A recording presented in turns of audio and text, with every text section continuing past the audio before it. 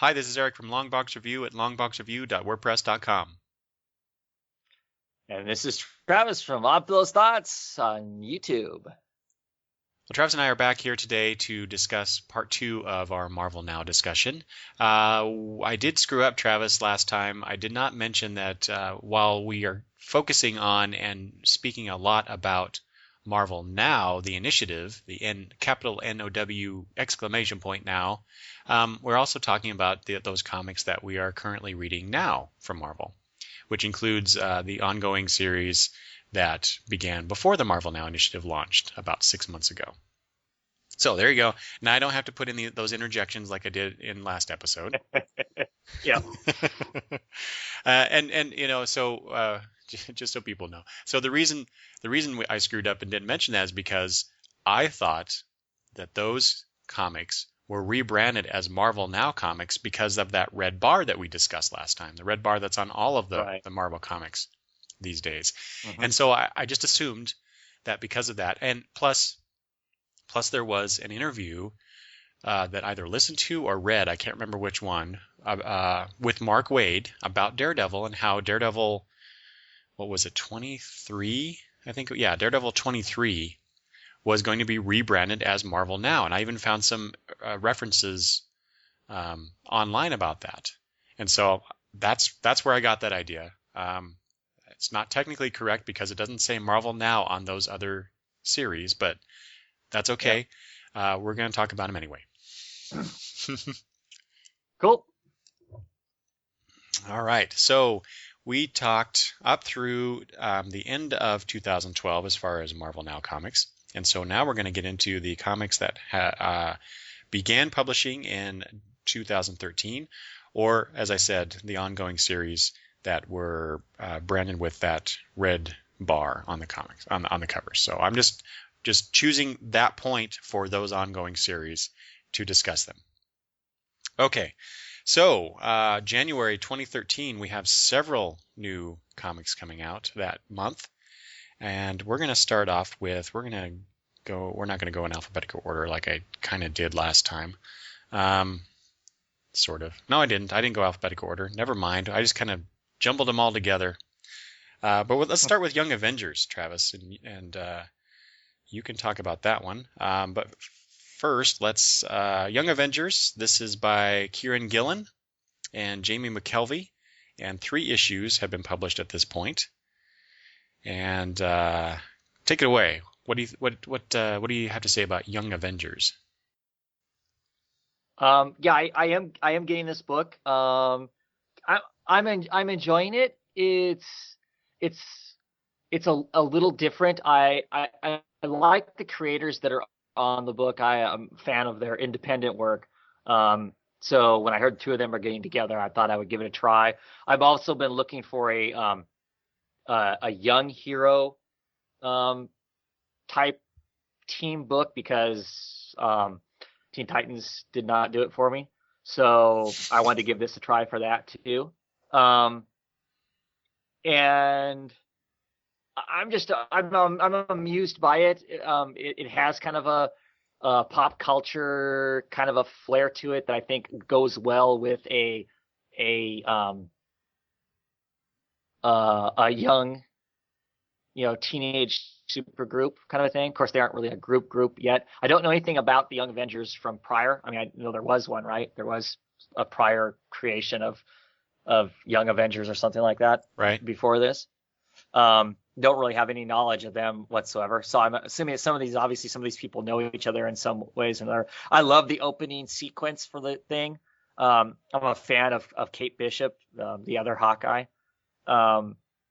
And so it was fun seeing her, even though we haven't seen any more of her really since then. But they keep bringing her up because she keeps texting some of the other people in the thing, in the group, which I find amusing.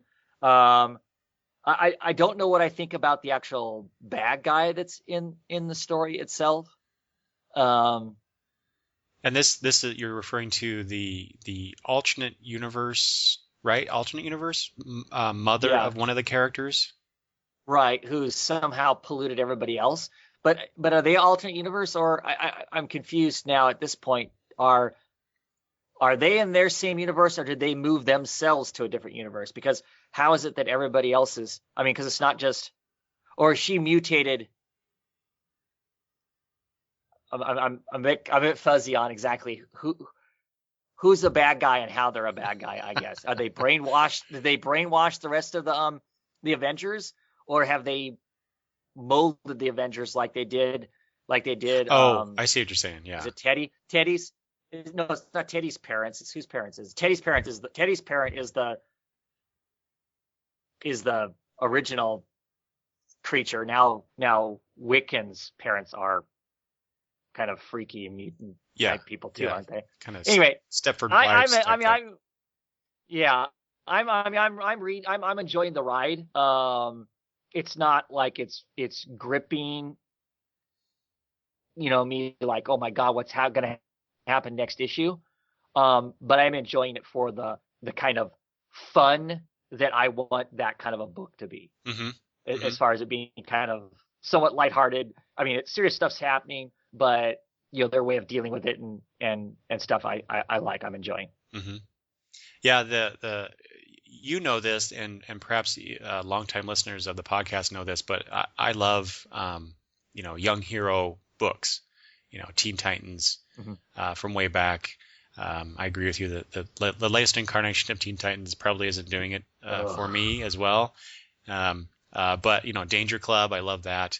And Young Avengers. So my experience with this was I wasn't even going to, looking at all the Marvel Now titles that were announced and that were, coming out, I was not even going to pick this up, actually. Had no plans to do so.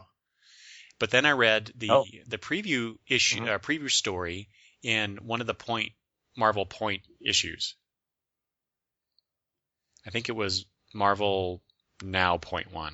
It would have to be that one, right? So I read that, and there was this little introductory story involving Miss America, and for some reason that just did it for me. I'm like, oh, that's what this is about. That's interesting. These characters and the attitude and everything. And so I thought, well, then I'm gonna have to pick this up, and I did. And I really enjoy the McKelvey art. I don't know that I'm familiar with his work beyond this title. I probably have seen it. I just don't know anything else. Do you know, Travis? He's been hopping around on stuff here and there. He did some Defenders for a while. What was that last run of books that Warren Ellis was going to be doing? I think he was on that for a little bit. He's been on quite a few Marvel titles, but he'll be on for 4 or 5 issues during a transition kind of a thing. Oh, okay. Between whatever else. But he's been doing that for a couple of years now, I think. Huh. About the same time that Kieran came over and started writing for Marvel, he started getting work for Marvel too. Oh, so do they often work together? Do you know? I think this is the first time they've really worked together since their independent stuff. They did Phonograph, that series. Oh, of stuff that's where I know. Okay. Yeah, for Image, that's I think is their claim to initial fame anyway, and that's where they work together. I don't think so. I don't think that they've actually worked together again up until this point. I mean, I could be wrong about that, but I'm not aware of what that would be. So this is the first real project together with the two of them together again. Ah, see, yeah, Phonogram. That I read that first issue of one of the volumes, right? Because there's more than one volume of that, right? Yes, there is. Yeah. So I read I think the first issue of the first volume because it was free on Comixology, and thought, wow, that's some awesome stuff. So one of these days I'm gonna have to pick up that volume and check it out. But okay, so that's cool. They've worked together and see that, and that's the reason I'm bringing this up, because it seems like they work well together on Young Avengers. Yeah. It shows, I think. I mean, to me, it feels like there's a great flow between the two of them. Yeah, exactly. And the characters, like I mentioned Miss America, so her, kind of her attitude is kind of her brash attitude is what kind of drew me Yeah, in. I know nothing. Yeah, I know nothing about that character. And of course, the I didn't last either. issue was the first one she actually shows up in as Yeah. far as the book proper. And I loved her instantaneously. Well, I guess she showed up briefly in a panel, but I loved her immediately as soon as she started talking. I'm like, oh, this girl's great. And you know, speaking of loving them immediately, Kid Loki. I don't know how you feel about him, but oh my God, I think it was in issue 3 where they're sitting in a club or a restaurant or something. Can't remember which one it was now. And they're having this conversation, and Loki's trying to convince, I think it's Wiccan, to let Loki borrow his power so that they can end this threat. And they're all in the club. Yeah. And you know, I think prompted more by Miss America than anybody. Because she reveals to the rest of the people that Loki probably isn't one to be trusted. but then there's that great conversation, and I tweeted about this because I think I took a picture of it and posted it on Twitter. But there's this great conversation or monologue really where Loki's saying, "Do you guys watch Game of Thrones? Yeah. You know the character? Oh God, what's his name? Tyrion Lannister? Yeah." And he looks at them with all this excited earnestment. Earnestment. Is that a word? If it is, I'm making it up. and says, "I'm Tyrion." Yeah, that was awesome.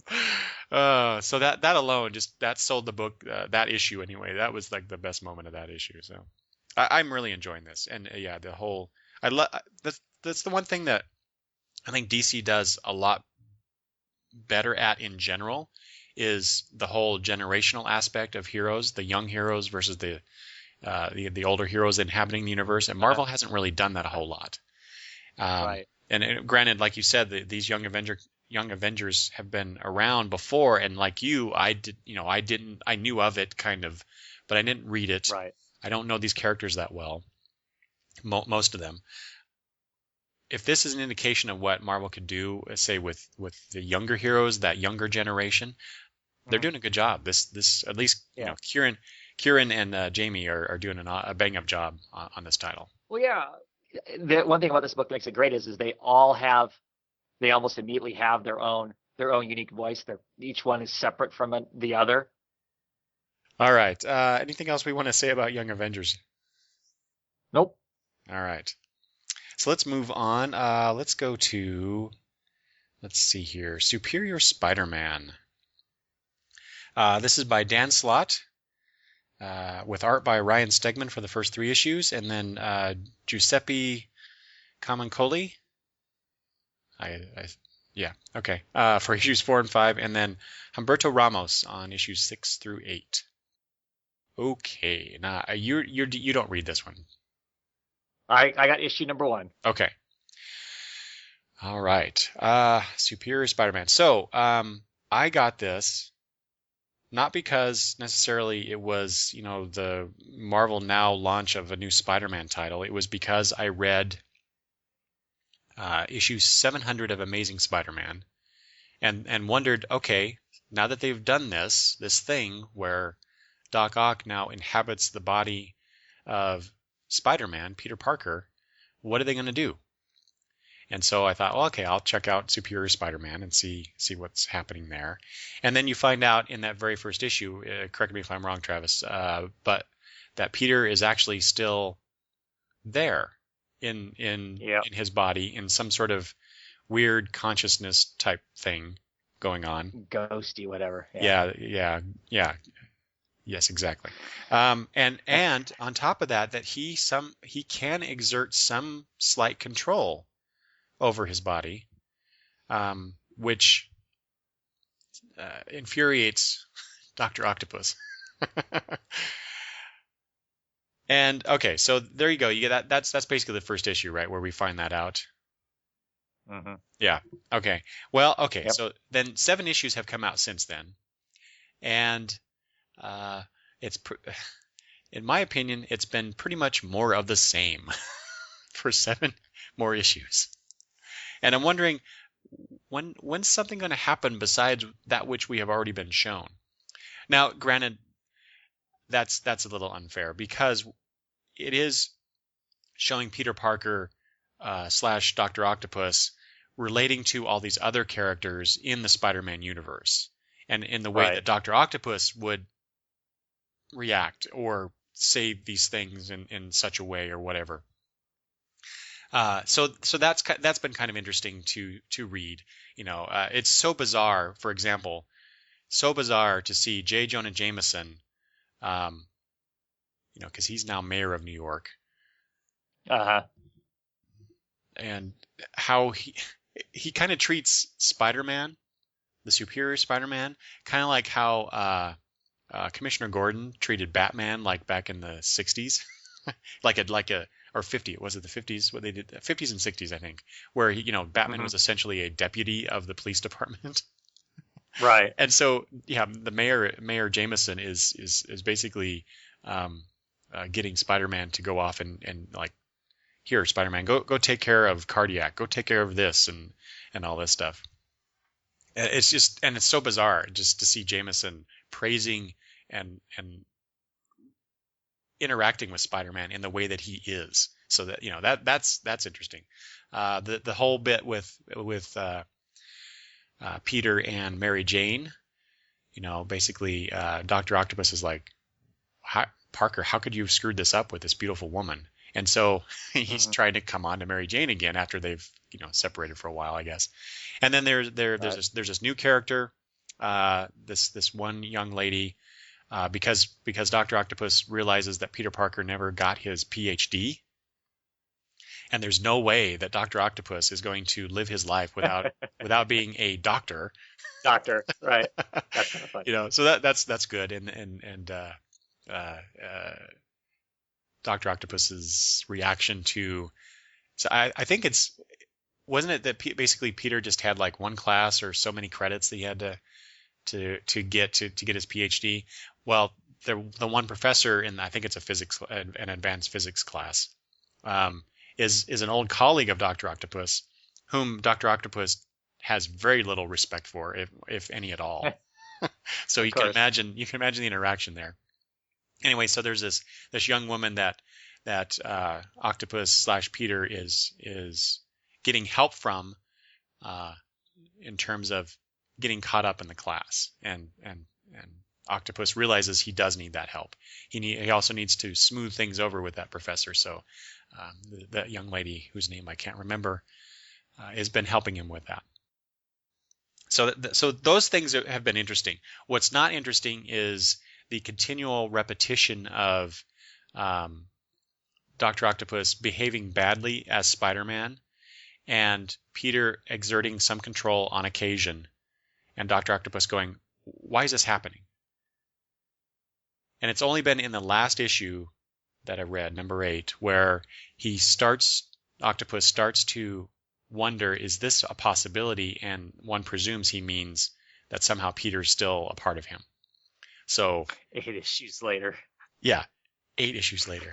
So, and then also, was it that I may be getting my comics confused, but I think it's in that issue where the Avengers call Peter to task for his recent problems in their eyes, where he actually he ended up killing one of the villains that he fought. And the mayor, Mayor Jameson was all for that. And so, the Avengers are like, okay, you know what? You're not acting right. We're going to sit you down and we're going to examine you and run a bunch of tests on you to make sure that, you are who you are and there's not some weird thing going on. Which makes a whole lot of sense in the superhero world, right? Sure. Because people it definitely does. People's bodies get taken over all the time. They get replaced by Skrulls. Yep. All this stuff, right? And so it makes perfect sense. Well, of course, Octopus wants nothing to do with that, of course. Ends up throwing Captain America across the room, and then all the other Avengers are there basically to take him down. I'm like, okay, well, that's going to be interesting. I can't imagine, though, that the Avengers can't take down Spider-Man, regardless of who's in the body. But there you go. That's what's going on in Amazing Spider-Man. If you can. No, not Amazing Spider-Man. Sorry, did I say that? Ooh, Superior Spider-Man. Yes, you did. Thank you. There you go. Superior Spider-Man. See, all those years. How many years has it been? When did Amazing Spider-Man come out? 62? Anyway. So as you can probably glean from our comments, it's just taken so long to get to something plot-wise that's moving forward. And I'm not sure where they're going with this. I don't, how everyone assumes that eventually Peter will take over his body again.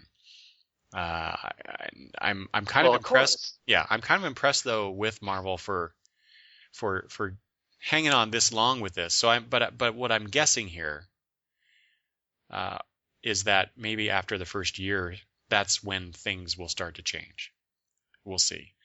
I actually am disappointed. On the flip side, I'm kind of disappointed that it was revealed in that first issue of Superior Spider-Man that Peter was still around. I kind of wish they would have played that up later in the run. See, I think that would have been more of a bombshell. That's why I quit. That's why I didn't get past issue 1 with it. I mean, as soon as they showed Park at the end of it, I was like, I'm done, because this isn't. I mean, it really made it feel temporary to show that right away. If they were showing that 5 or 6 issues in, give us, that, this is what's making it happen, is that it's Parker. That would be, I think, would have been a much cooler reveal than in the first issue. Mm-hmm. In the first issue, it almost felt like they had to reveal in the first issue just to assure people that really Parker's not really gone, so it's going to be all okay. Yeah. So as opposed to really. What was that? Go ahead. I mean, so there's no concern that Peter Octavius may end up being the permanent, Spider-Man. Mm-hmm. I mean, which we kind of knew anyway. I mean, obviously they're going to go back to Parker at some point, but throwing it in that first issue for me was a complete turnoff. I was like, no, I don't. How long? I mean, now it's just a matter of, we all have a bet going as to which date is it, issue, what number is it going to suddenly go back to being Amazing Spider-Man? Mm-hmm. And is it going to go back to its original numbering and all that kind of crap, Yeah. So Travis, do you have no interest in Octavius as Spider-Man? No, that's not true. When we start to talk of Avenging Spider-Man, I'll talk more about it there. Okay. I think the character can be really interesting. What bits and pieces, now I read issue 1 and then I decided I wasn't going to pick it up, but I have read a few issues of it since then, and I continue to not have an interest in it, in Superior Spider-Man. And the story that's being told there, I don't really have that much of an interest in, other than the occasional chuckle of, with Dr. Octavius in Parker's body, with things like him insisting that he needs to get the doctoral and stuff like that is amusing, but that's not enough to warrant me wanting to buy, a $4 comic book that comes out, twice a week, or every 2 months, or twice a month, or whatever it is that it comes out. Don't have an interest in that. Mm-hmm. But there's potential for there to be a really interesting story there. I just don't think it's being told. So is that what do you think that is? Is it Slott's writing? Is it the premise, or? It's not the premise. I mean, the idea of Dr. Octavius taking over Parker's body, like I said, could be an interesting story. I don't. It's not exploring what I would like to see explored, I guess. And I don't know. I don't know if it's the plot and it's just not what Dan Slott wants to write, or if it's actually Dan Slott's writing and he can't express across to me as a reader the stuff that I'm interested in. Mm-hmm.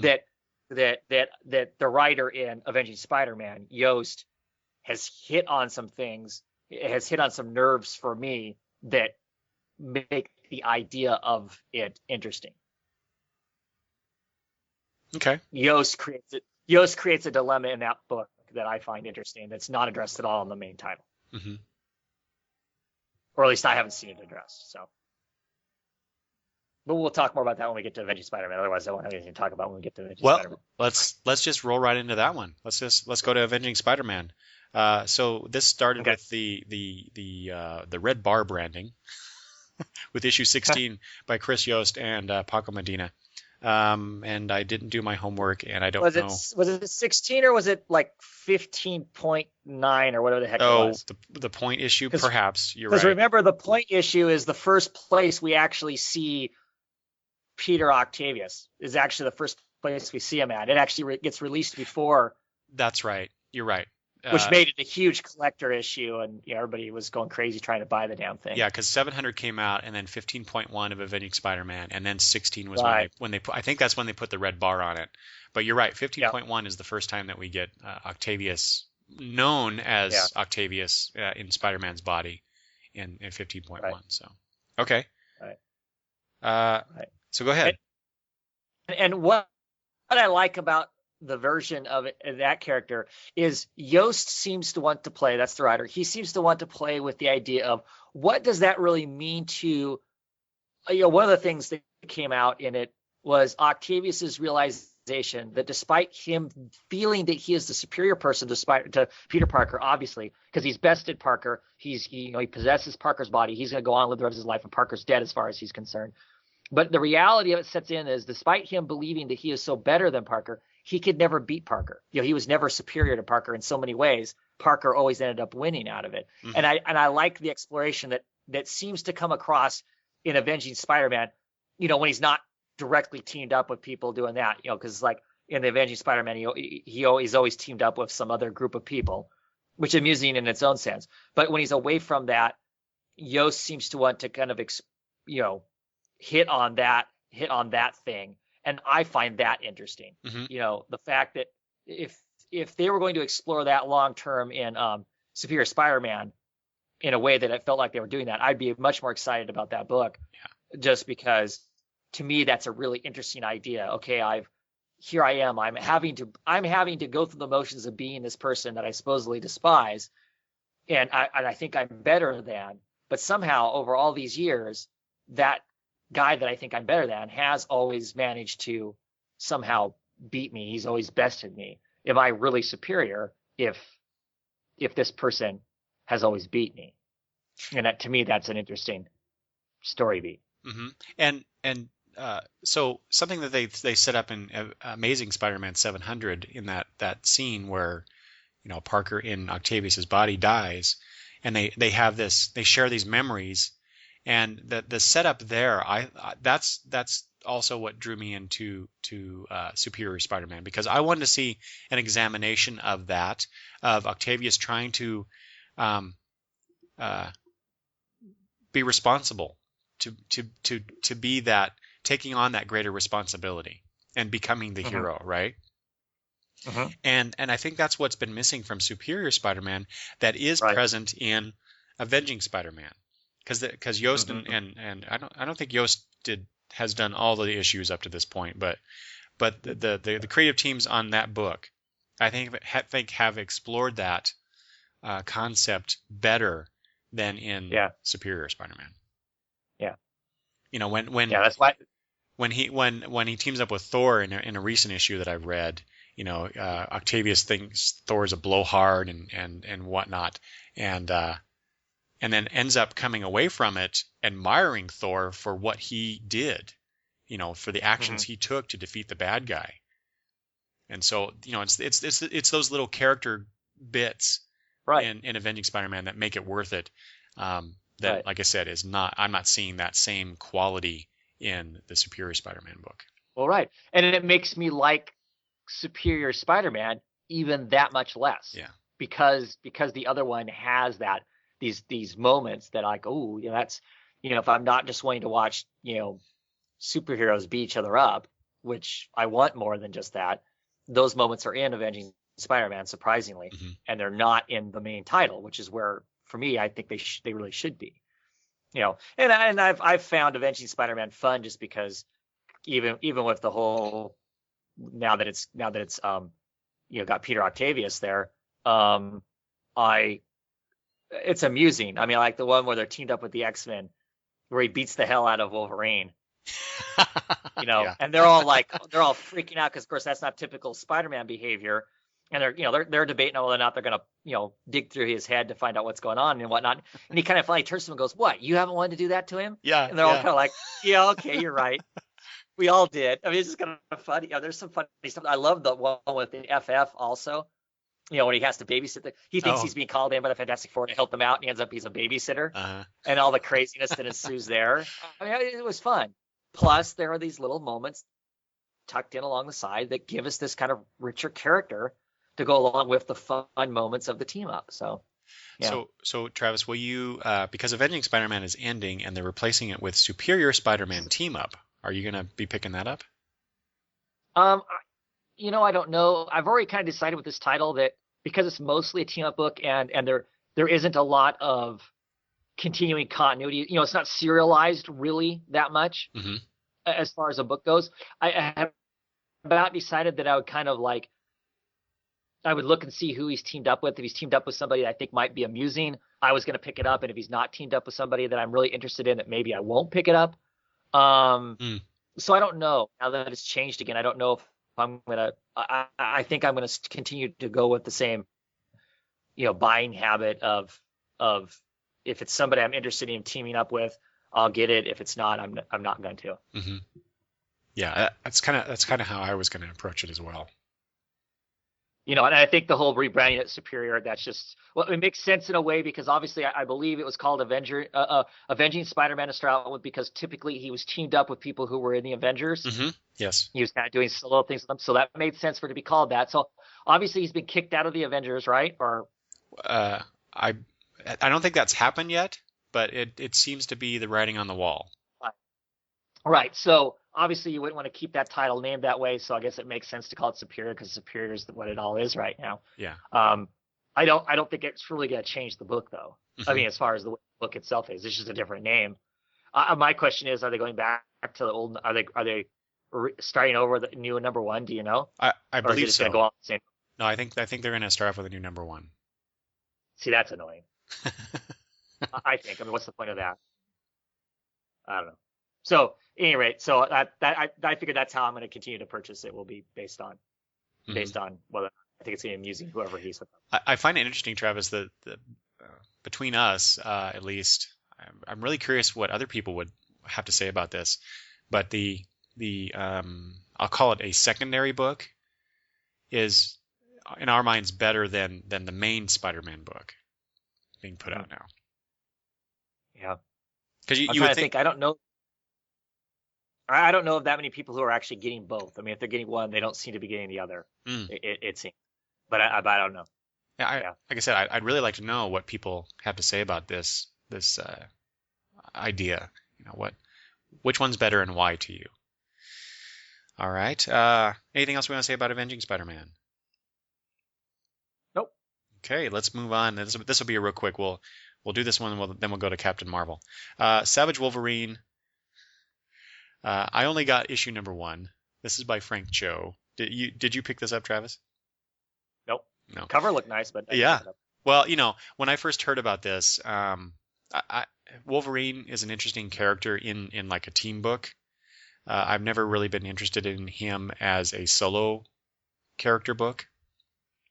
So when I saw this and it's by Frank Cho, I'm like, well, okay, he's a good artist, right?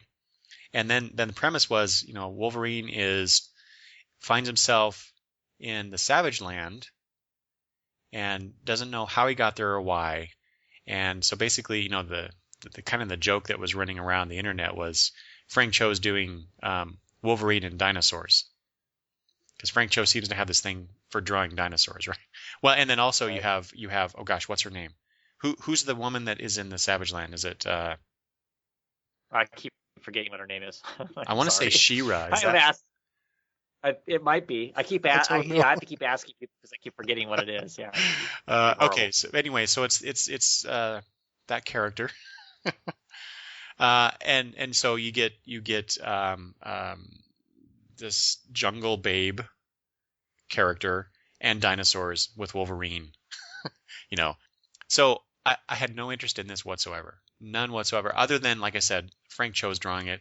I'd kind of like to see it at the very least, because I do like Frank Cho's work. Mm-hmm. But I didn't pick it up. I ignored it. But then I started hearing people talking about it. And there were several people that on podcasts that I listened to who were going, you know what, this is actually pretty good. And so I'm like, okay, maybe I'm missing something here, right?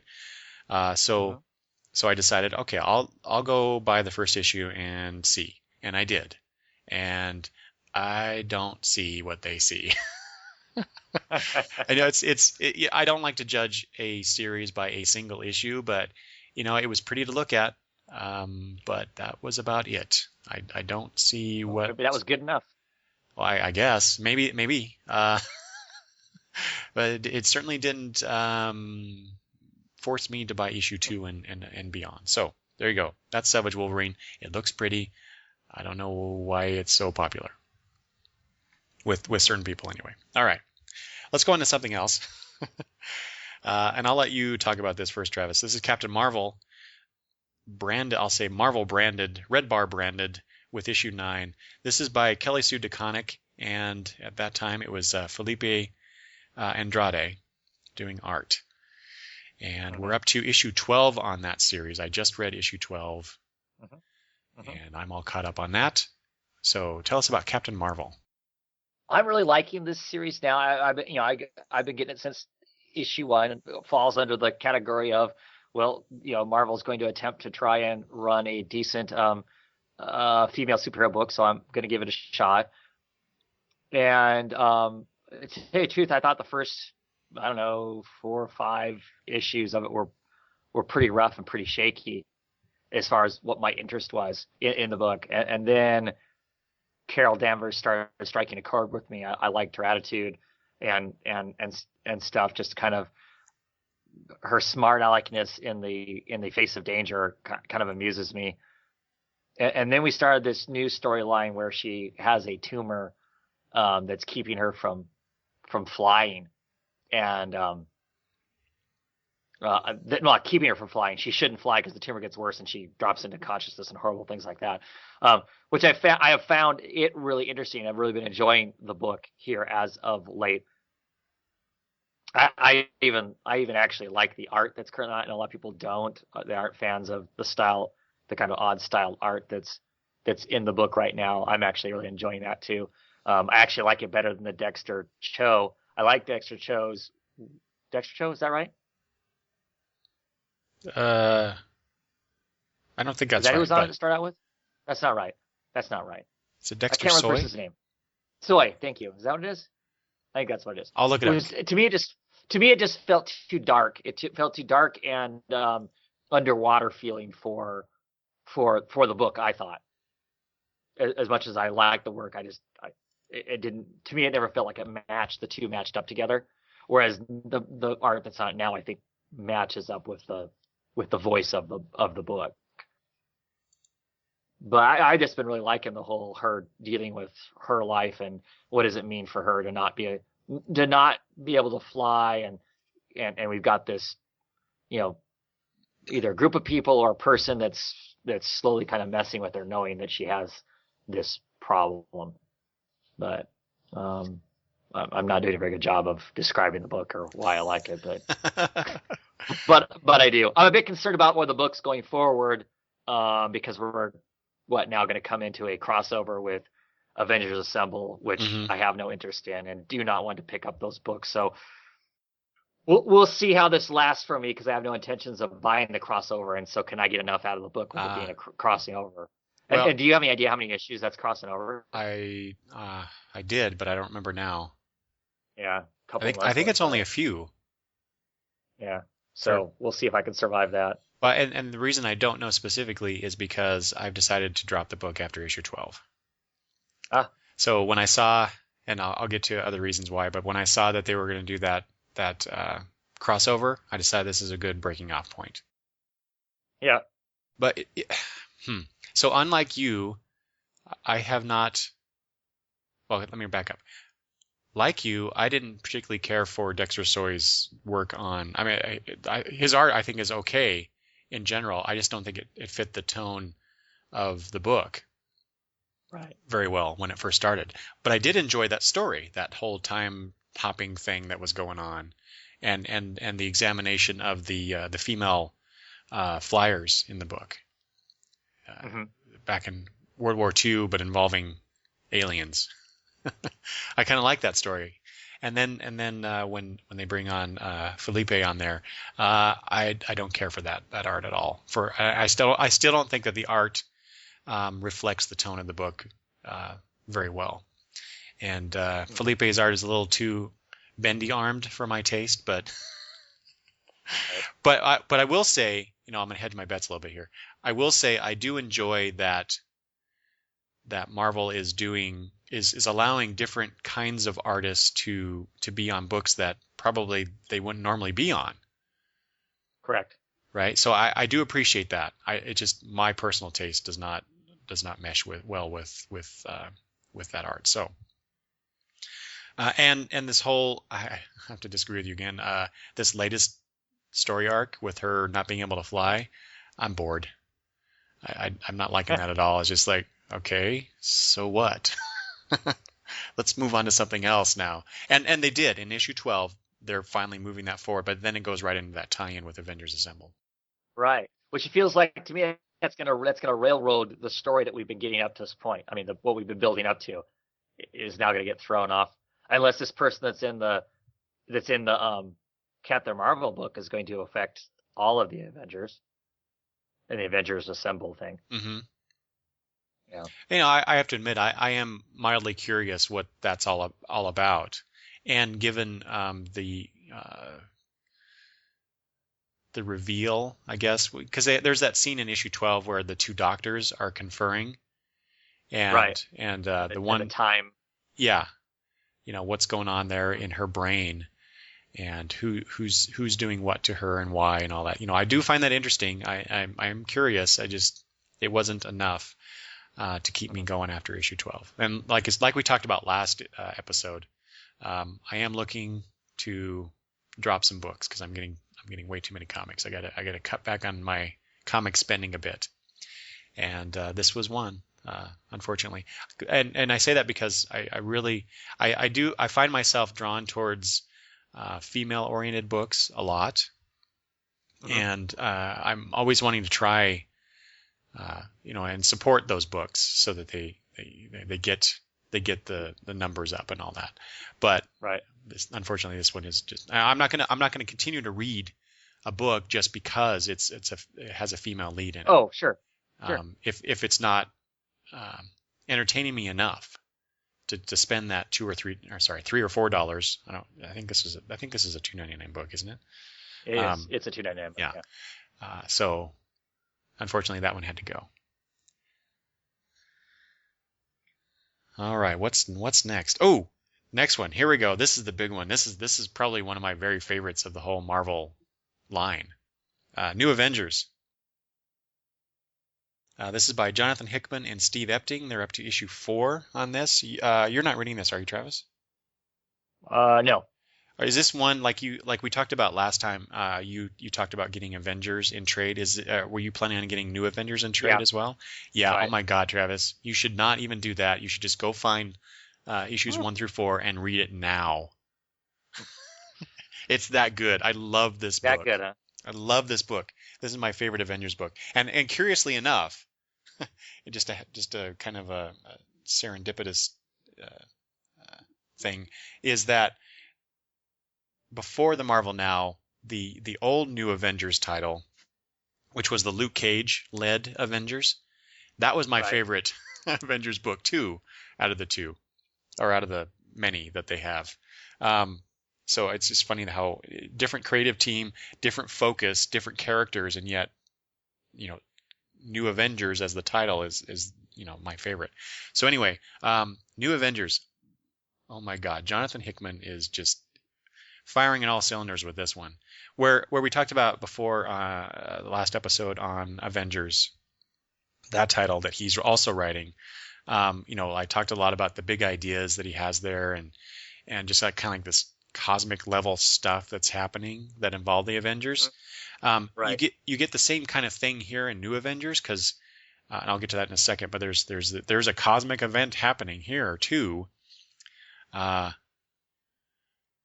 oh God, where was I going with it?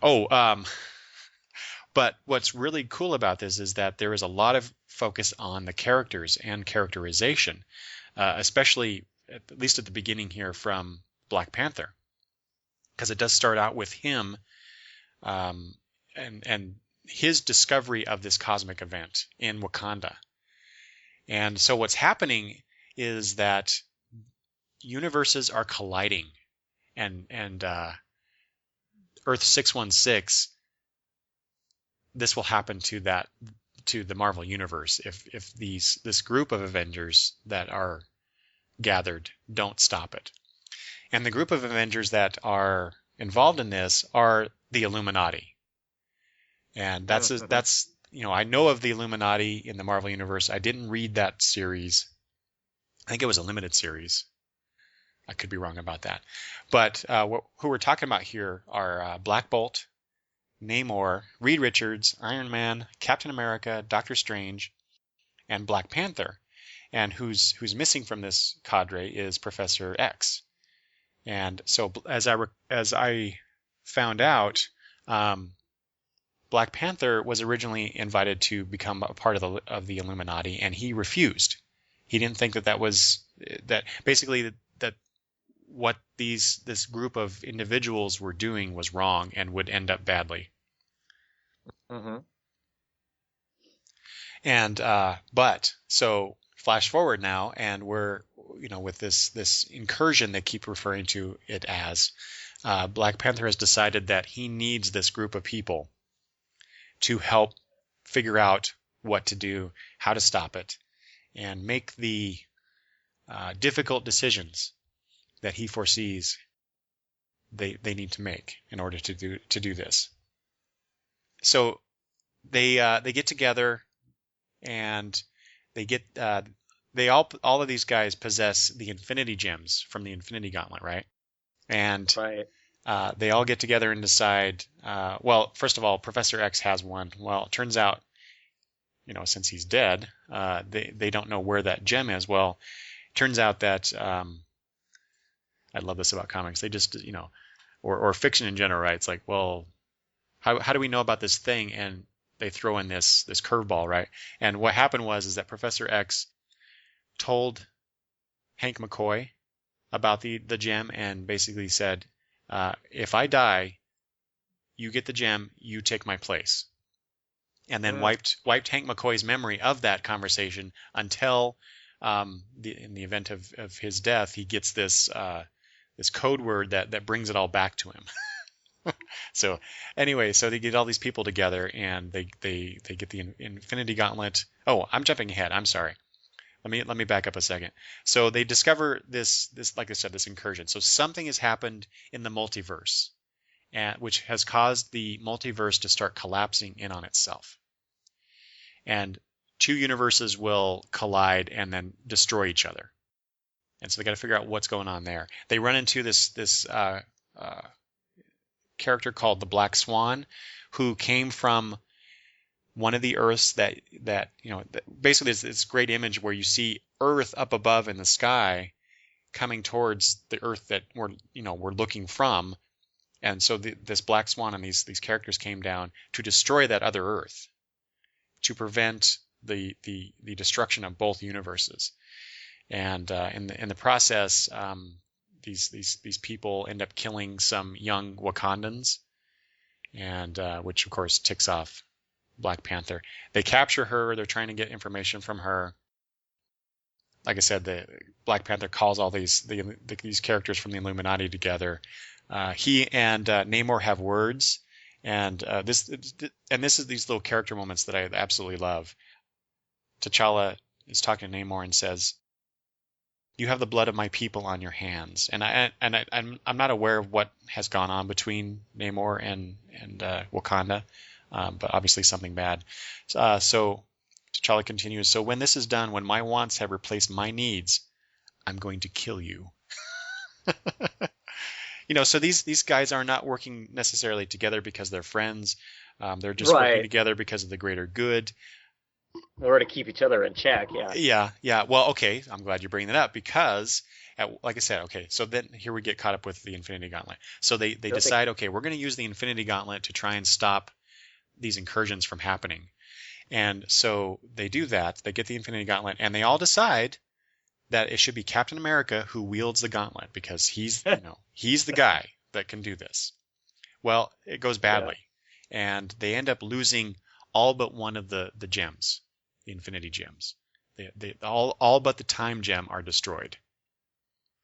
Nice. Yeah, and I thought it was kind of mean of them, but they kind of blame Captain America for it because he didn't, it's implied that he didn't have the fortitude to stop it using the Infinity Gauntlet. It strikes me you look at all the people that are in that group, that Captain America is a lot different than the rest of the guys in that group anyway. Exactly. Well, so what happens then? What's the fallout of that? Cap realizes that this group, these guys are, because that didn't work, because they're basically their last ditch effort, this powerful thing called the Infinity Gauntlet couldn't do it. They're going to have to make the hard decisions, and Cap, he's black and white. It's either wrong or it's right. Right. And so they're discussing allowing another Earth to be destroyed in order to save their own. That's essentially what's going to happen here. And Cap is like, you cannot do that. We've got to find another way. And these are some of the smartest people on the planet deciding that there is no other way. So what do? They mind wipe him, Cap. Oh my gosh. Yeah. Wow. Yeah. So all this stuff I've talked about alone, that's just crazy cool stuff to me. I will say though, it seems to me that Hickman is doing his best Crisis homage, I guess, because the mind wiping thing, that's from Infinite Crisis. Was that which was right? That was the one where we find out that Batman was mind wiped, right? And to go even further back in DC Crises history, the incursions that were shown, it's universes kind of merging and collapsing on themselves. That's totally Crisis on Infinite Earths. And Earths, right? That's what I thought of. Yeah. Yeah, and when they cross over into the other unit, or I'm confused. I'm not sure if they're crossing over into the other universe or if it's just this interspatial area where the two universes are starting to collide. Yeah, kind of like a bleed. Yeah. Well, it's all red. It's not like the red skies that we saw in Crisis necessarily, but everything has this red hue to it. So it really reminded me of that. But I think it's just a really cool concept. You have this internal conflict between the characters. You have this Black Swan character that they've captured and they're interrogating. Reed Richards is trying to talk to her and get information from her, and she's an interesting character in and of herself, and just the whole thing that T'Challa is going through with this being part of this group that he refused to be a part of before because the greater good requires it. So just that whole idea of how what's good and what's bad and who gets to decide that. It's just like this is just amazing stuff. Sounds cool. You should not wait. Just go buy it, Travis. Pick it up. It's good. I really love this title. Every month I'm looking forward to reading that one. All right. Let's move on. Let's go to February comics from Marvel. And of this group, there's only one that you are currently reading. So I guess I'll start off. I'll start off with the easy one because I only got one issue, and that's Guardians of the Galaxy. I got the 0.1 issue. This is by Brian Michael Bendis and Steve McNiven. I decided that I wasn't going to pick up Guardians of the Galaxy in general. just because it's just another book. I need to cut back, so I didn't get it. But I did for some reason order the 0.1. I think I decided I was gonna get that issue and then decide if I wanted to pick it up, regardless of the thinness of my wallet. And I have to say, if this is what the ongoing series is like, I probably should have picked it up, but because I really did enjoy it. It's kind of the origin story of the character that is in the ongoing, because you get this Kree guy coming down and he crash lands and he ends up on this farm with this woman, and they eventually have relations, and she gets pregnant, and anyway, the Kree warrior ends up, and it takes years because he's trying to repair his ship, and he ends up leaving, and then she has her son, and then these aliens come down and find out that he's there, and so they completely destroy the farm, and now that I'm describing the plot, it sounds really not that interesting, but but I did enjoy the story. I liked the characterization between the mother and the Kree. See, this is the problem. This is probably why I decided. Oh, and just to mention it, the Steve McNiven art is awesome. He excellent work there. But I like those two characters in this this prequel story, this origin story, I guess. But right, I have no attachment to this kid who grows up to become the character in the main book. So there you go. And partly it's because these Guardians of the Galaxy that they have these days are not the Guardians of the Galaxy that I grew up reading. And right. and I kind of miss those characters. Not that they shouldn't, play around with who's in this group of people. But I just I didn't really read the other Guardians of the Galaxy, and so I have no attachment to them, whereas I do the old ones. So nothing really there. I will see the movie though. If they eventually do get that made, I'll go see it. Yeah. But other than that, I have no interest in the comic. So there you go. That's one issue. Let's see. Let me go to Uncanny X-Men. We talked about all new X-Men last time, and now we get what I refer to as the companion book, Uncanny X-Men. This is also by Brian Michael Bendis, who seems to be writing a lot of books, and art by Chris Bachalo. So, where all new X-Men, the focus is on the young original X-Men in the present time. This Uncanny X-Men is the focus on Scott Summers and Emma Frost, Magneto, and some others who, coming out of the events of Avengers versus X-Men, they are rebuilding the Charles Xavier School under Scott's leadership.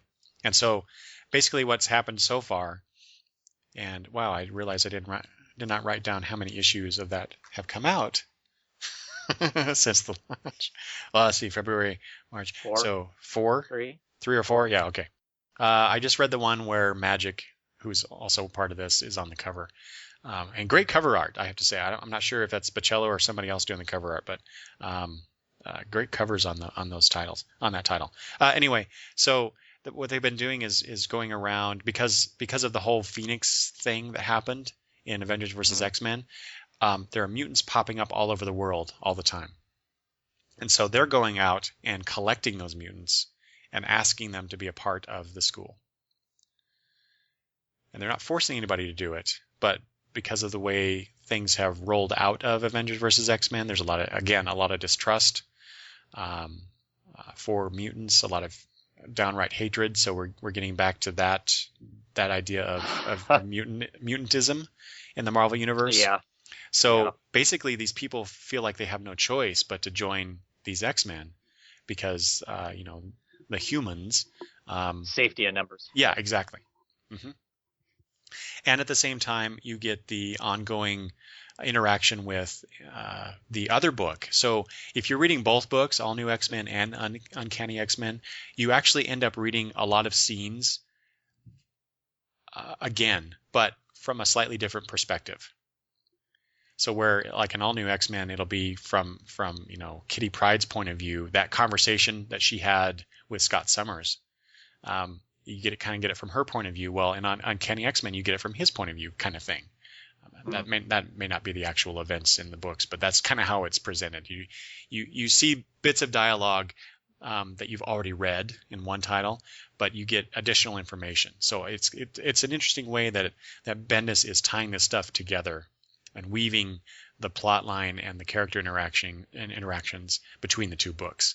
So, and I originally, like I said, with All New X-Men, what drew me to this one in particular was this is the story that I wanted to see. I wanted to see, coming out of Avengers versus X-Men, I wanted to see, where does Scott go now? How does the world react to Scott still being out there, still doing his thing?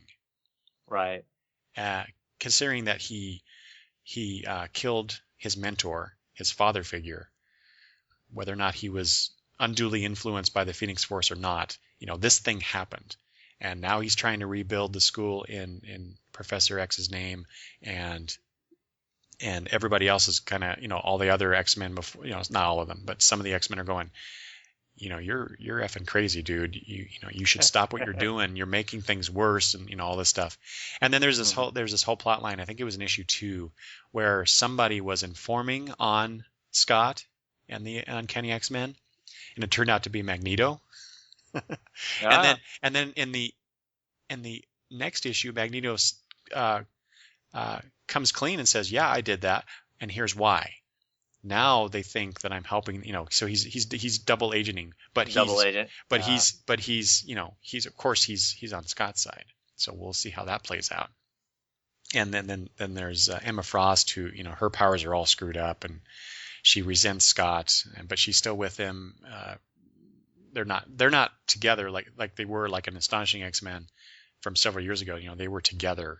They were a couple, and now they're not. But but they're still working together, and I'm interested to see where that goes. And then the whole power play between Magneto and Scott. And then there's this thing coming up with Magic that because she's basically, I think she's one of the more powerful of the mutants in that group, because Scott's powers are all screwed up, Magneto's powers are all screwed up, Emma's powers are all screwed up, but Magic seems to be working just fine, except in this latest issue something's going on, and so we'll see where that goes. But like I said, I consider this the companion piece to the other book, which I think is kind of weird, but considering this is called Uncanny X-Men, but there you go. I like it. The Chris Bachalo art is really good. I think that's all I have to say about that. So, do you want to read this too, Travis? So basically, to read, I'll have to read both of them. Then I'll have to pick up both trades. Oh no, no, I don't think so. Despite the fact that like I said, things are kind of repeated in a slightly different way or interwoven. I don't think you need to read both titles to get enough of the story that you know what's going on. Yeah, you could read one or the other. I would recommend you read All New X-Men over Uncanny X-Men. Okay. and like because of that, because I have a preference for one over the other. If Brian Michael Bendis doesn't deliver on what I think, or not what I think should happen, but what interested me about Scott Summers' involvement in this whole thing, if that isn't explored more, then I probably won't be getting that title much longer. All right, so let's go on to a book you do read, and that is Fearless Defenders. And I read this too, but I'll let you talk about this one. Let's see, we're up to issue 3, I think, and this is by Colin Bunn and Will Sliney on art. So this is Marvel's other female-centric book, and we not only get one character, but we get several. So go ahead, Travis. Right. Right. So it seems to be the basic premise is once the book gets going that there's this ancient Asgardian threat that is raising its ugly head, and we find out that I didn't read. There was a fearless defenders book before this, I believe, that came out of the whole fear itself It was just called event. Fearless. Was it just fearless? Okay. Yeah. And I know there's some stuff in there, and I don't know if that stuff ties into this storyline directly, but I guess Valkyrie was supposed to be this entire time she's been wandering around planet Earth and whatnot. She's supposed to have been collecting new Valkyrie to sign up with her to potentially deal with this threat, or that's my understanding of what we've been told of the plot so far.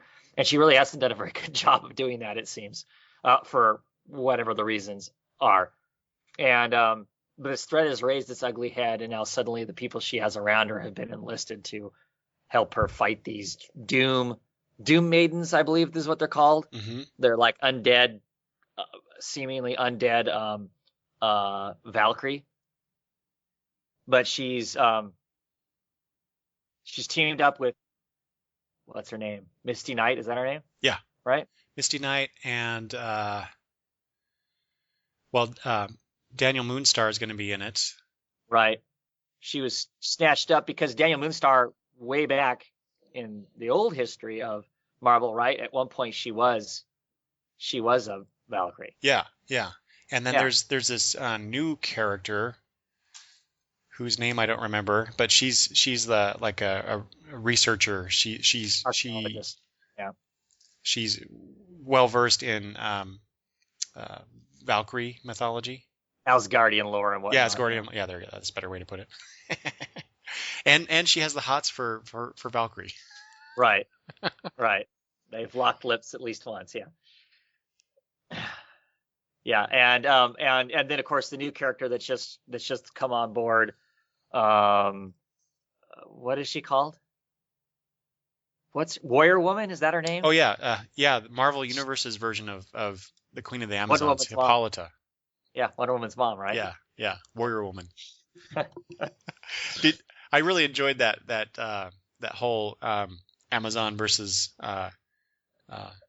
Valkyrie, that rivalry between the two groups. Right, whose weapons are better and who's yeah, that whole thing was fun. It's been a fun comic. I've really enjoyed it. I mean, it's been kind of I mean, you got this, plot to, this thing that's happening to keep the story moving forward and whatnot, but the interactions between the four ladies have been a lot of fun. I mean, the latest issues with the researcher, who obviously is just a normal lady, other than she has this, as much knowledge as what I would assume a normal human being would have of Asgard and all that stuff. She's wearing a Viking helmet and is storming along because she's been enlisted to become, a honorary Valkyrie. Is kind of, I don't know. It's fun. It's an amusing story. I don't know how excited I am by the art in the book. There are times the art doesn't feel consistent. And I haven't been able to completely put my finger on exactly what it is about it that I'm not like super excited by. It's serviceable for the story, but I don't get excited by the art. Mm-hmm. But so far, yeah, these four ladies, well, five whenever Moonstar gets she's in bad shape right now, so she's not really injecting a whole lot into the story. But I think it's gonna be fun. I mean, it's fun so far. I'm at least gonna write it out this first story arc and see what happens after that. I'm interested in it also because they've kind of talked about, Marvel and Cullen Bunn have talked about the fact that it's basically going to be a there's some core people to the story, but it's going to have, depending on what storyline's going on, it'll have different other Marvel female characters, show up and be in the book for a while and kind of thing. So that whole premise of it sounds like fun too. Well, and that fits the history of the Defenders name as well, because there always seems to be this core group of Defenders, but then they would bring characters in and out. And Valkyrie used to be a part of the Defenders, if I remember correctly. Right. So it's a nice tie-in. You know, I wasn't. I was kind of skeptical of this comic when it was announced. It just seemed like Marvel was like going, "Hey, we could do female books too." Right. For sure. But given that Cullen Bunn was writing it, I figured, well, it's not just lip service here. This he's a good writer. He can do this. And I have to admit, I have been pleasantly surprised at how much I've enjoyed the characterization of these people in the title, with maybe one exception. I don't particularly care for Misty Knight. She's a little too, I don't know, I want to say 70s film. Yeah, she's a little too her trope or something. Yeah, she's a little too stereotypical of the thing. I mean, I understand there's some. You embrace that to some degree, but we're not in the 70s anymore. I mean, unless she really is antiquated back to that time. I mean, you almost feel like there should be that, Shaft kind of music being played in the background every time she's doing her thing. Yeah, it's a bit anachronistic to me. Right. Yeah, a little too much. Yeah. It's fun, but I can, it could be maybe toned down a bit. I don't know, but I just wonder why she's stuck that way. I mean, but the whole group's kind of that way. I mean, obviously Valkyrie is what she is. She's not a modern woman either, quite frankly, because she's, because of what she is. So they're all kind of strange in that sense. That's true. But Misty's been living in a normal world, living other than obviously what she is, living up to date life. So yeah, her being a throwback seems strange. Mm-hmm. Yeah. Yeah, I'm looking at the issue 3, Travis, and I'm looking at that first page. Because Marvel's been doing this. Basically, the first page has been kind of a recap, right, of what's gone, which I kind of like that. But the art here with the two characters, Misty Knight and Valkyrie, if you look at that, and art, it says right there on the page, art by Will Slinney. It's not like pencils by him and ink by somebody else, or colored or whatever. And colored by Veronica Gandini. So this is Will Slinney doing the art, colored by Veronica, and then you turn the page, and that is not the same looking art. So right, what? Why is it took time? We took time on that splash page because they use that same page for every issue. That is the opening page for every issue, and at least since issue 2. Yeah. It's beautiful. I mean, this is gorgeous art. Yeah. And the covers too. I'm pretty sure Slinney does the cover. Oh, well, no, sorry. Nope, Mark Brooks did the cover for this issue. I was gonna say, they've had some fun covers. I love that issue 2 where it was the action figure of Moonstar. Yeah. And I think a cover coming up, there's another one coming up that's going to be that way, the action figure like Valkyrie and whatnot. Those are awesome. I mean, that's just cool. Mm-hmm. But yeah, that issue 1 splash page art, and compare it to the rest of it, it doesn't. I would look at that and go, that's not the same artist. Yeah. So I agree with you there. But yeah, the story has been interesting. It's getting better and better. Valkyrie has never been a character that I've cared for in any incarnation. She's just kind of there. Yeah, I don't have an opinion one way or the other. Yeah, but I'm really starting to like her. She doesn't quite have a distinctive personality to me. And that whole bit with the revelation where she kind of was just living her life and not doing her mission, I found that really interesting, and because you don't normally see that, someone I see her. She's a mythological figure essentially, right? And so you these kind of characters usually go on these quests, and they're never deterred from their quest, and yet she has been a lot. Yeah, that was kind of cool. Yeah, and so that was different. I kind of have to question, well, if this is a male character, would that also be the case? But yeah, I'll just set that aside for the moment. Because the reason I bring it up, because I've been doing that, and I'm way behind, but I've been doing that Gender Through Comic Books online class. Right. And so it's been really calling attention to me, the depiction of, and I also just watched that Independent Lens episode on PBS about Wonder Women and feminism. Yeah. And so I'm right now I'm kind of hyper conscious of how female characters are being depicted in comic books. And so, I just had to wonder about that. But Hippolyta she's just bombastic. And Oh yeah. Our kind of the stories as seen through our eyes, that character, her name is Annabelle Riggs, by the way. Mm-hmm. Just her wide-eyed surprise at everything that's going on around her. She's caught up in this whirlwind, and she's just some researcher, some scientist person, and she's caught up in this all these fantastic events, and I dig the characters, and I'm really curious to see what they're going to do. Like this first story arc I find interesting. I just want to see where they're going to go with it after that. Right. Yeah. Once we finish the story of this is what it takes to bring the quote unquote team together and give them a reason for being, what comes after that? Mm-hmm. I mean, and this feels like a lot of new comics that are starting out. When you get a new comic that's a team comic, you have to have a reason for them being together, and so we're getting that reason.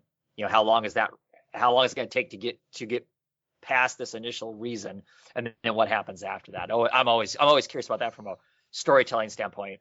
What comes next after that initial team building kind of a thing goes on and stuff. So yeah, it's a good book though. People should check it out, I think. Yep. What do you think of the those little sidebar things where Cullen Bunn is introducing the characters all the time and giving those little like one line descriptions of them, or one or two lines? What do you think of those little interjections? I don't mind those at all. I mean, they're fine. I mean, it's another way to add a little bit of character. Maybe it's a cheap way of adding a little more character to it. I don't know. They don't bother me. That opening page always pisses me off, but why is I think that? it's a waste of. I think it's a waste of a page. I think it's completely a waste of a page. I mean, comic books get smaller and smaller. Less pages and less pages all the time. So pages are a premium for my dollar. That's a wasted page. If you're a decent writer, in my opinion, you should be able to work into every comic if need be.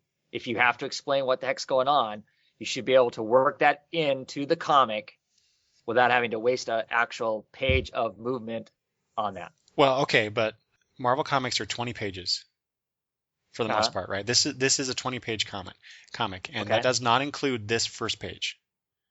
If you count all the pages that include actual story, actual content, that's 20 pages, and then you have this first page. Oh, okay. So I guess that was part of my 20 pages. Yeah, so you're not getting ripped off there, but I can see your point. It's kind of, and like I said, I don't mind this catch up thing when it's useful to me. Obviously, there are times where I just, like the Daredevil one, I just skip that first. I skip it on that one, but Hawkeye, I don't read it. I don't read it on them. Yeah, but it's interesting to think about why Marvel is doing that, especially since they double ship a lot of their books. So you would think the people who are picking them up, they don't need that reminder. Maybe. Well, I think the idea is you put it in there so if a quote unquote new reader is picking up at some random place, they can read that and be up to date enough to then read whatever's there. Mm-hmm. So and my response is I don't think any of their plots and are so deep and convoluted that you can't pick it up and kind of figure out what the hell's going on. Unless you're reading a Jonathan Hickman book. Well, then you're doomed. The catch-up page isn't going to be enough to help you either. Yeah. You should just wait and buy it and trade. Right. All right. Okay, let's move on to the next one. We got, I guess just two more books to talk about, Travis, and then we'll wrap it up. Also came out in February. Is Daredevil number 23. That's the Red Bar branding of that. This is by Mark Waid and Chris Samney. And before Chris Samney, we had Paulo Rivera doing fantastic work on that. I like Chris Samney, but I really, really liked Paulo's work on Daredevil. And if I remember correctly, our first best of 2011, we chose a Daredevil cover, or one of us did. For our favorite cover of that year. So, and that was also by Paulo. Man. Hmm? Well, who was that on the cover? Yeah, you're right. I was trying to think of who was on the cover, but can't remember now. Yeah. Did you want to talk about Daredevil? You stopped reading this, didn't you? You were picking up for a while. I read the first arc and then I quit getting it. Okay. And I know everybody keeps telling me I'm crazy for still getting it, but you're crazy. Go ahead. Yep. So no, I'm not getting it. Yeah. Okay. Well, okay. So talk about that first story arc that you read. And, what did you like about it? Why did you drop it? Well, I like the whole idea of them starting over, and I like the idea of them turning into more of a action adventure kind of a comic without it being, because I mean the Daredevil character since from Frank Miller's run on, they basically ran that guy through a giant meat grinder. The character, it's like they just keep bringing him lower and lower and lower, and it's like how far into a hole can he possibly go? Yeah. And I'm pretty sure that's what they were doing, before this relaunch, that it was just, they had exposed his identity and he was a bad guy and all this stuff from my understanding, so, I was excited to get onto a book where they were going to, make him kind of more of an upbeat kind of a character for all whatnot. I buy into that. That's awesome. That's great. Started reading the issues. They were fun. I was enjoying them. I just didn't like the way the first big story arc ended. It had, after the whole seriousness of it was done, they're like in a bar and he's talking with Foggy and he makes some sort of kind of flippant comment about the situation, and they kind of slap each other on the back and laugh it off. And there's something about that bit of humor around it that just made me went, oh, this is bullshit. And I decided I'm done. I'm not going to keep getting the book because that moment felt like it took the value out of what came before it. Oh. The good moments. And I was just like, yeah, if it's going to end that way, that's how they're going to end the situations that they have, is kind of this, slap each other on the knee, yuck thing. I'm like, no, I'm not going to. If that's the interpretation of this new, brighter, happier Daredevil book, that wasn't going to be for me. Wow. So, I don't remember that specific scene that you're referring to, but that's not my impression at all of this book. Right. And that's what I've gotten from people, since then, going forward with some of the stories that are being told and stuff in it, that's not the case. But that's how that book hit me. And it hit me that way. That issue, it was 6 or whatever issue it was, the ending of it at the time hit me enough that way that it irritated me. It landed for me the same way. Me and you had this conversation before about how I don't like Joss Whedon's sense of humor. Mm-hmm. And as soon as he injects his sense of humor in there, it crushes the what do I want to call it? The feel of what's going on. It breaks the impact of it. Yeah. And for me, it's like, and it breaks it in a way that I don't find funny. I just find it dumb. And that's what that did for me. And it was just kind of, I maybe I go back and read it now and I'd have a different opinion of it, but it felt enough that way for me. That was like, I don't need to spend money on this, and went and found something else to do. All right. Well, so now you can talk about how awesome it is. It is awesome. I know, that's what everybody says. Obviously, it gets Eisner nominations and all kinds of good stuff. So, right? Yeah. Wow. What can I say? It's just the emotional roller coaster ride that Matt's on, and now especially with what's going on with Foggy. And you may not have heard this, Travis, but he's dying. He has cancer. Yeah, and just the two of them, their relationship and what's going on between them is. There's some good emotional content there. Two best friends, two best male friends, and the fact that Matt's Daredevil and having to go off and do his Daredevil thing. Actually, there was a scene in a recent issue where he's basically sitting in the hospital room with Foggy, as he's getting his treatments, and that's all he's doing. Mm-hmm. Just that alone kind of pulls on me when, well, I've had family members who have died of cancer, so I have that kind of that connection to it. So, but that's just me. And uh, uh, the what's going on right now, kind of the storyline that's happening, superhero likewise, is somebody's trying to create another Daredevil. And they're even going to the degree of recreating. Somehow they know how Matt got his abilities, and they're the accident, and they're recreating it in every detail, except it's all manufactured. They got these quote unquote volunteers to do it, and they have a guy pretending to be a blind man crossing the street, and they have the chemicals coming on the truck. And they get splashed, and I think most of them have died, but apparently there's one who didn't. And so the latest issue that I just read, so there might be spoilers for people who out there who haven't read it yet, but I'm sure they have. It's been a couple weeks now, I think. But Matt has a fight with this guy, and he's pulling out all the stops.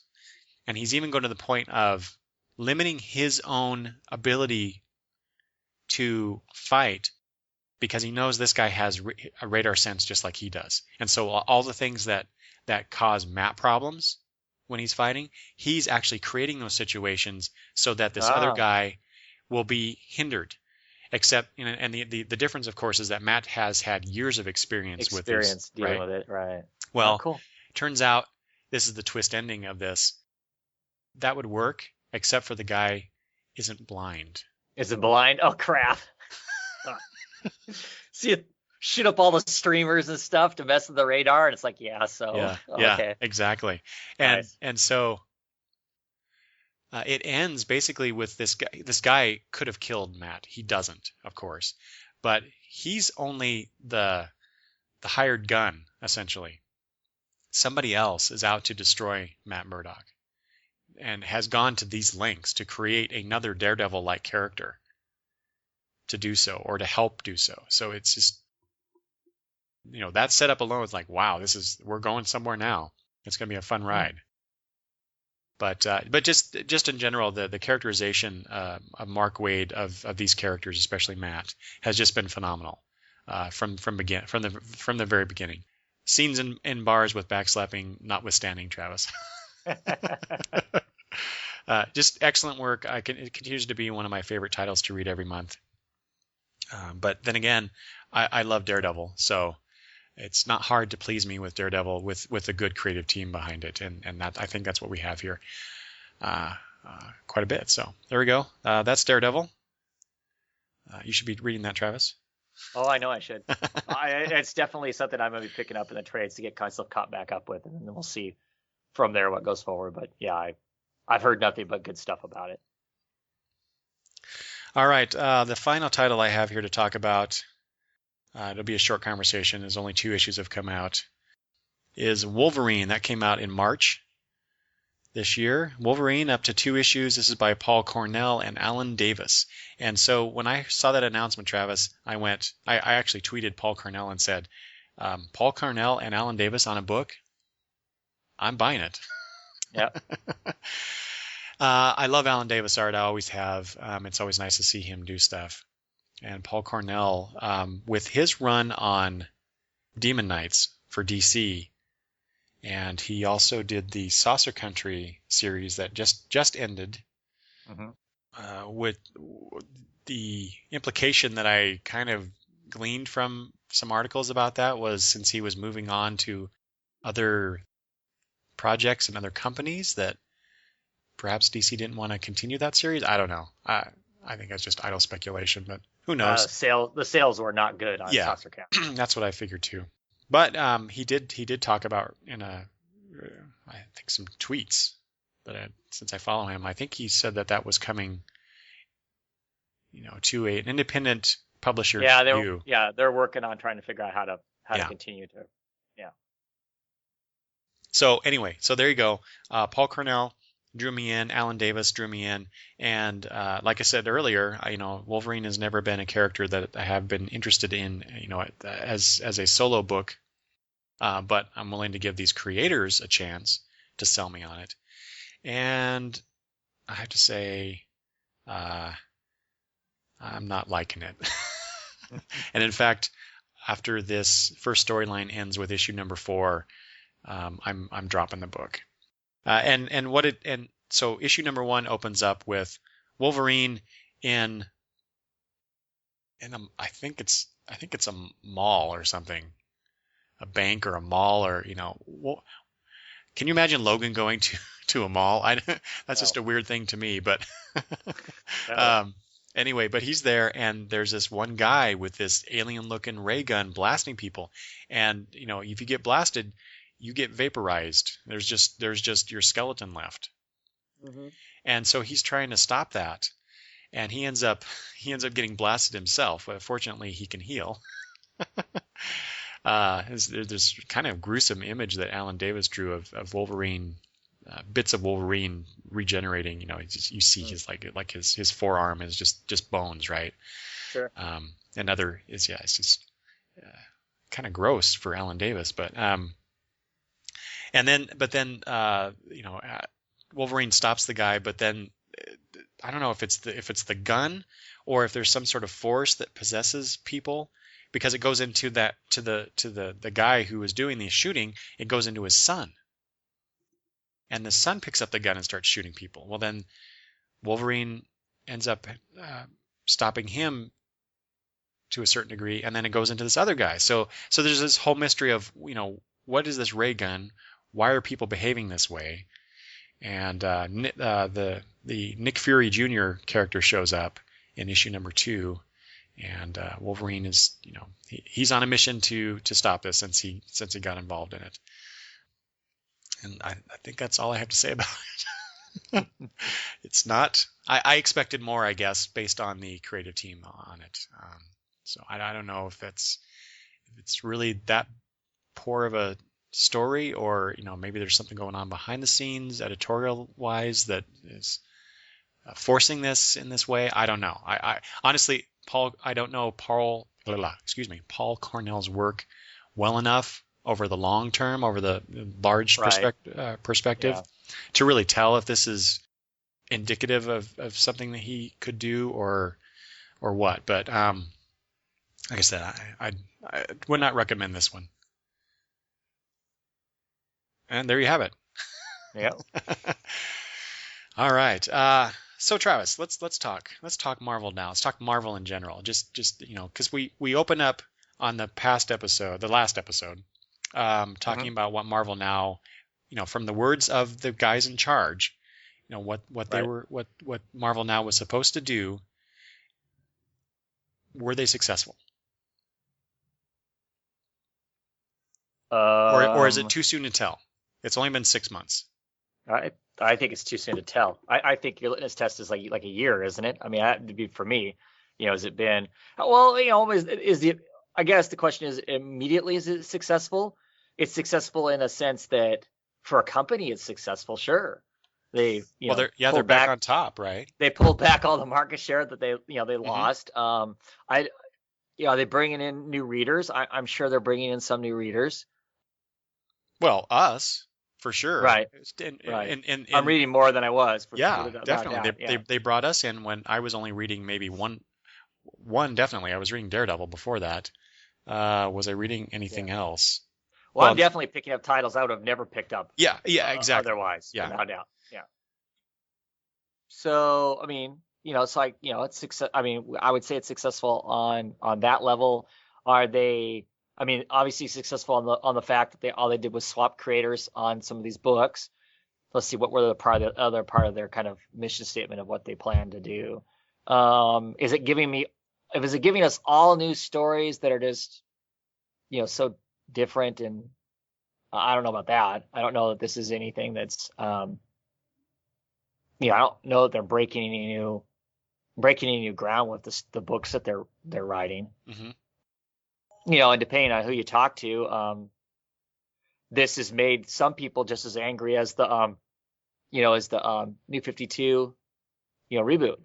There are people who are really pissed off that since Avengers versus X-Men, now you've got all these books out there where you've got Avengers and X-Men in the same books together, and they don't think that that's just how it should be because it's never been that way. So what? And yeah, that's ridiculous. And are moving away from the books because they're not what they used to be. So well, I don't know. It's not any more ridiculous than hating DC. I don't think for deciding to start over with all their stuff. Yeah, but just because chocolate and peanut butter shouldn't be together, then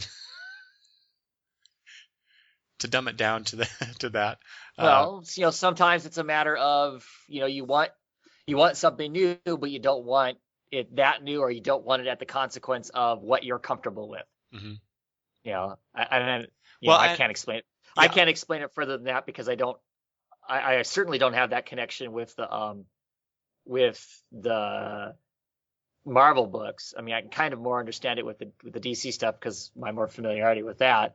But I also know that the books are always going to change and they're always going to stay the same in some sense or another. So you embrace it while it's there and try and find the good stuff and leave the bad stuff alone. My question was around that when people make those comments is, would it be okay if it was written well? Really the issue is that these stories aren't capturing what you think should happen if you took X number of Avengers and X number of X-Men and smashed them together and they decided that they had to be a team together for the greater good of what that represents.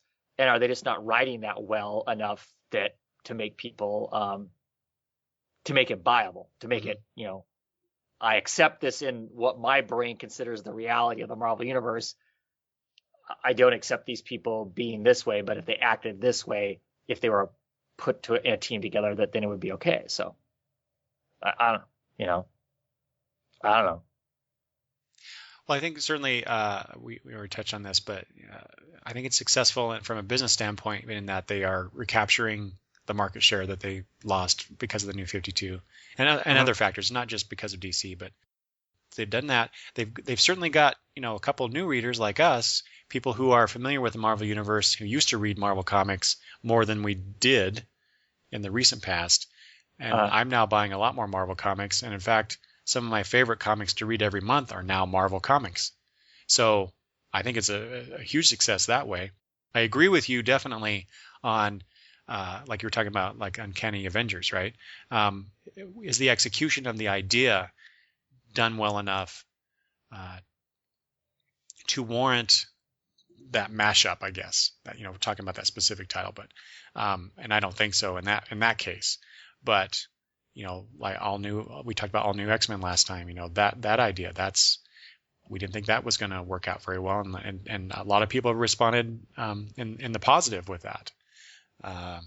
You got just the different takes on the different creative teams on some of these, like Brian Michael Bendis now moving from Avengers over to X-Men, the X-Men universe, and how well that's going.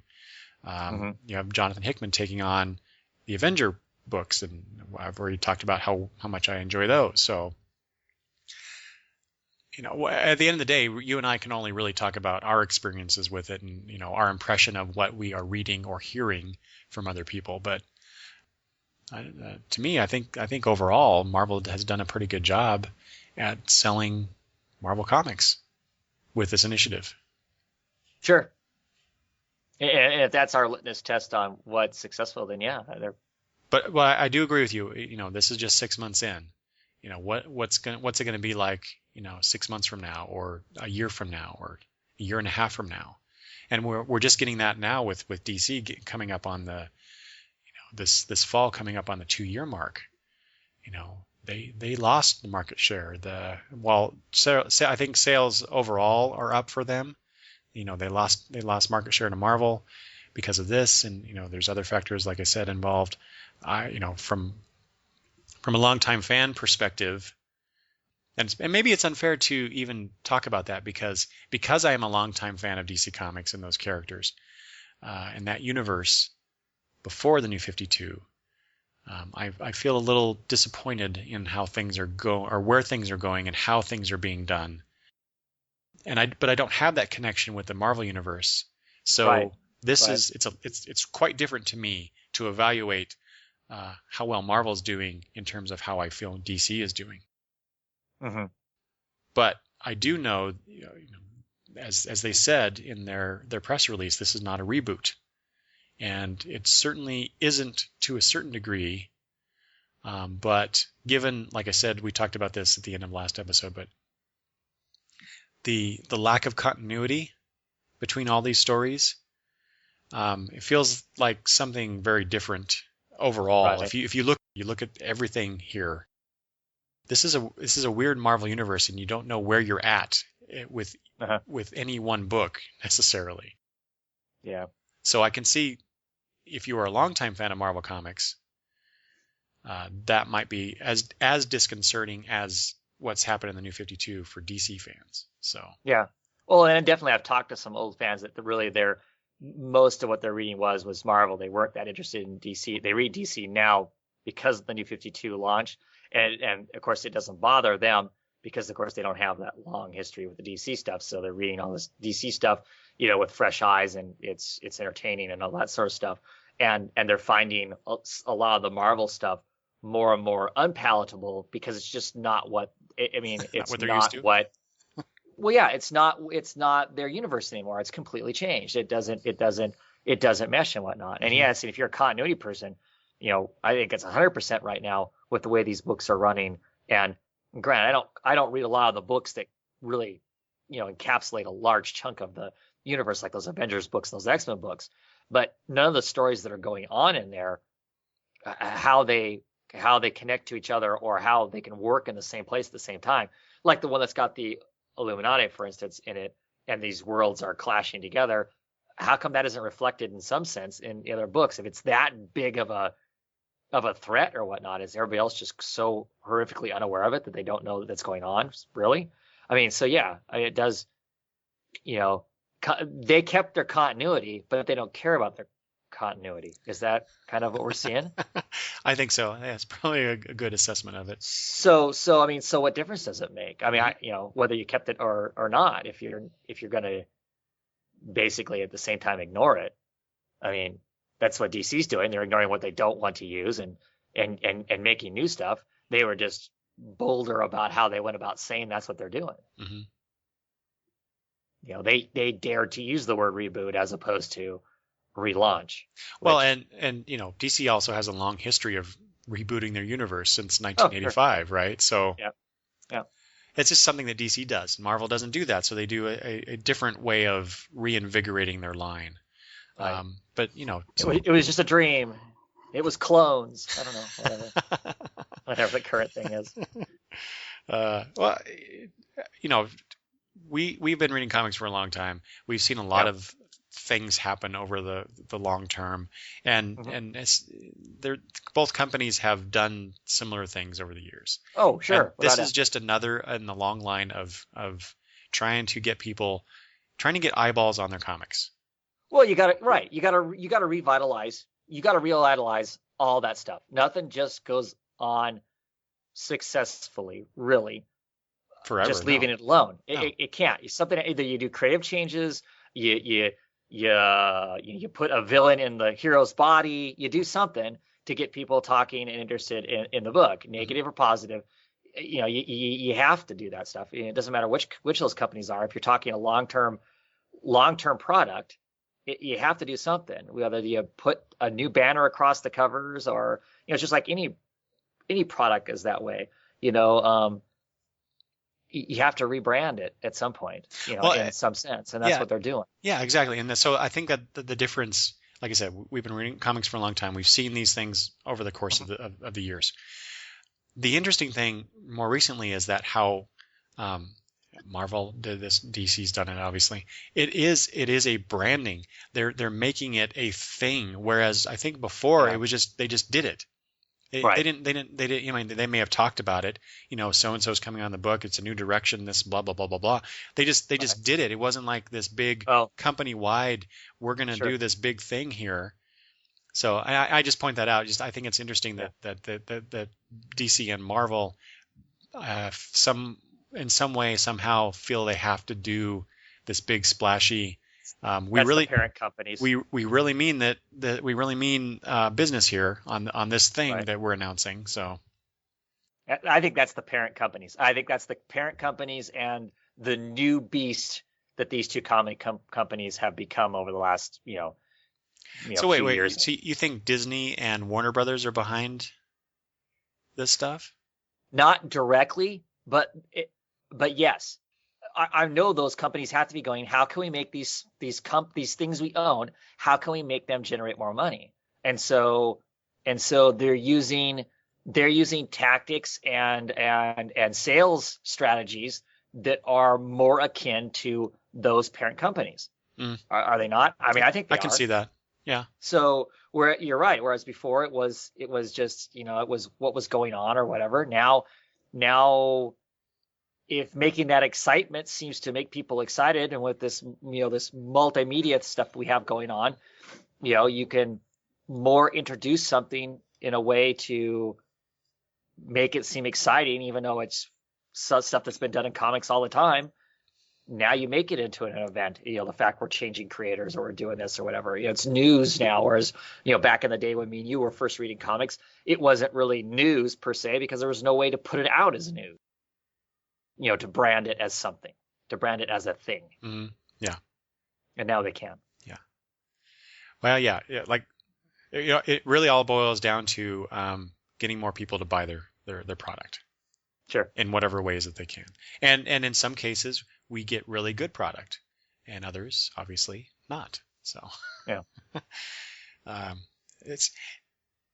They constantly have to. I think that both companies and all comic companies, anybody who's publishing any comics, I think they constantly have to reinvent things in order to get noticed, in order to get people to put their dollar down or several dollars down.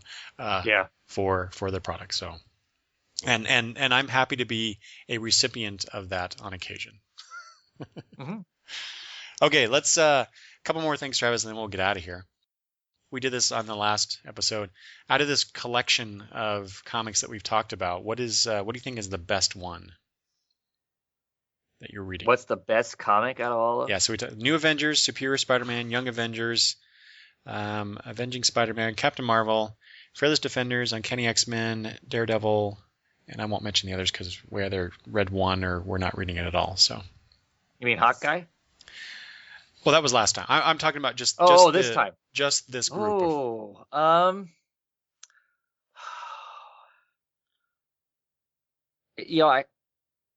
kind of hate to say it, but I'm really liking Captain America. I just read the latest issue, and since we did the last podcast, I've read the latest issue, and it added another crinkle to everything that just to me just is really interesting. I'm still not excited by Ramada's artwork, but there's a character in it, Jet, that just really, her sudden obsession with Captain America, I just find really intriguing, and it's kind of captured, since reading that book, that's kind of captured my attention and is still lingering in my brain as to what that might all be about. So, but that was, we talked about that last time, right? We didn't talk about that this time. As far as this time, I think the book that Fearless Defenders, I think that's the one I'm having the most fun with. I think I'm going to have fun with Young Avengers too, but I think Fearless Defenders is would be the first book of that group that I would tell other people to buy. Mm-hmm. Okay. Let's see. I will choose New Avengers for this group for all the reasons I stated before, but it's only 4 issues, but there's so much in it. Such grandiose ideas and such interesting character interactions. It's weighty material for 4 issues, and it's done very well by everyone involved on the creative team. So Overall, if I had to choose one, wow. Out of all these books, Hawkeye. out of all these Hawkeye. books, New Avengers, Hawkeye, and Daredevil are the ones that I constantly go to as my favorites. Boy, I don't know. How about the Marvel Now? So the Now would be, Oh, would be okay. New Avengers. Oh, I definitely. mean, the ones that are actually. Actually, Marvel Now, New Avengers, definitely. Yeah. Hawkeye, though, man, I don't know. Yeah. Because I get different things from those three comics, and they all fulfill Right. an entertainment niche within me that it's hard to choose one of them. Hawkeye is just so much fun. Yeah. So it's easy to pick that one, but I think again, I was so excited to come this morning and talk with you about New Avengers because it's just blows my mind this book. So yeah, I won't choose one. I'm gonna leave it at that. Oh, I'm gonna cheat. Oh. All right. If you put a gun to my head, I will Spineless, choose. yeah. I will choose Hawkeye. I agree. All right. So everybody should read Hawkeye and New Avengers and Captain America. And don't read. What did we say? Don't read Wolverine. I said. That's about it, isn't it? No, with Savage Wolverine, we didn't. Neither of us cared for that. So Wolverine appears to be the common denominator. Wolverine needs to go away from the Marvel Universe. There you go. That's my controversial statement for the episode. There you go. Send hate mail too. That's right. And in fact, you could send hate mail too, although I'd prefer non-hate mail. But you could leave feedback. Send email to longboxreview@gmail.com. You can leave voicemail at 208-953-1841. And then there's a myriad of other ways you can get a hold of me. Just go to the feedback page at longboxreview.wordpress.com. Travis, anything else that you would like to add about Marvel now or little now before we get out of here? No, I think so. Surprisingly, there have been some great books. I'm glad they did. I'm glad they did this because it opened up an easier opportunity for me to jump in some other books and see what there was. Yeah. Yeah. Perfectly said. Well said. I would agree with that 100%.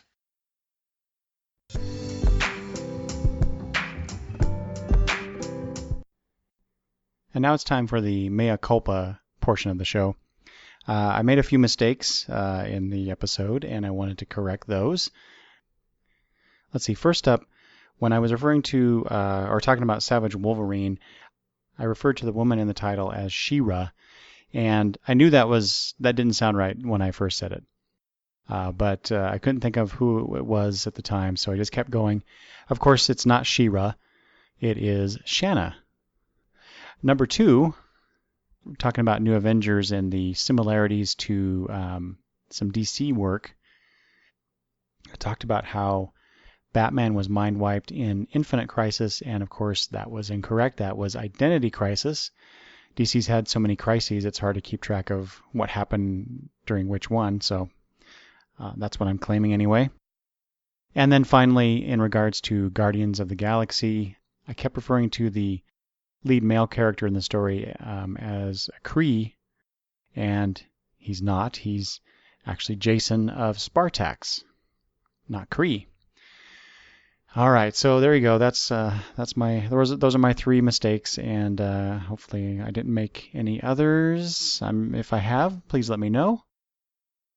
That's it for this episode. I hope you enjoyed our talk about Marvel Now.